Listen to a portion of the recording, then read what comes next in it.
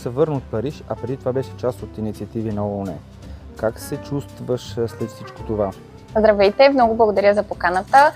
След нещата, които изброихте, се чувствам много вдъхновена и още по-мотивирана да продължавам да развивам своите умения в сферата на дипломацията и международните отношения, както и да допринасям за развитието на тези умения на други млади хора в България, включвайки ги и увличайки ги в подобни инициативи. Поправи ме, ако не е така, но какво е усещането да си единствения български участник в тази конференция? Не грешите, така е. Усещането е невероятно.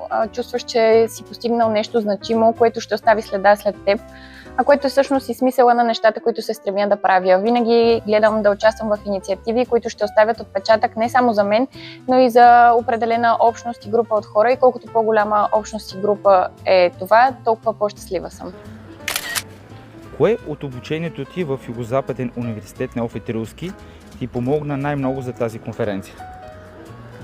Мисля, че комбинацията между теория и практика и също подходът на преподавателите, който изключително подкрепяш и насочваш, са ключови в моята подготовка, както за пътуването ми и участието ми в конференцията на ООН, така и в конференцията на ЮНЕСКО, която се проведе в Париж март месец.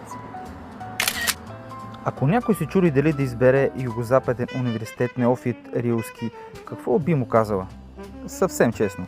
Бих му казала, че преди 2 години и половина в един декемврийски ден се чудех дали да отида на отворените врати на Министерство на външните работи, за които ни информираха от университета. Тогава си казах защо да не го направя и живота ми от този момент е коренно различен и ориентиран точно към нещата, с които се занимавам. Така че бих казала на този човек защо да не го направиш. Избери правилния шанс и правилната възможност за своето развитие. Защото юзо е това. Имаш ли някой забавен или неочакван момент от Париж, който ще помниш или пък ще помниш дълго време? Да, имаше забавни и неочаквани моменти, както винаги на такъв тип пътувания. Хубавото е, че се срещаш с различни хора и преминавате през различни интересни ситуации, освен професионалните. Нашата такава беше леко объркване в парижкото метро, но бързо успяхме да се ориентираме и да се върнем на време в сградата на ЮНЕСКО, което беше ключово. Къде виждаш мястото на младите хора в международната сцена? Мястото на младите хора в международната сцена го виждам като централно и го виждам като все по-значимо в следващите години.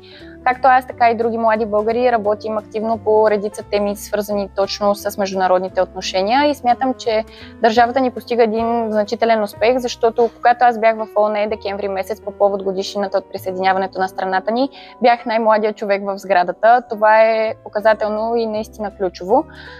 Относно как ще се развиват тези процеси, смятам, че ключът към тях е нашата активност. Когато ние сме проактивни и търсим възможности да се развиваме, не смятам, че има бариери пред нас, младите хора, в която и да е сфера.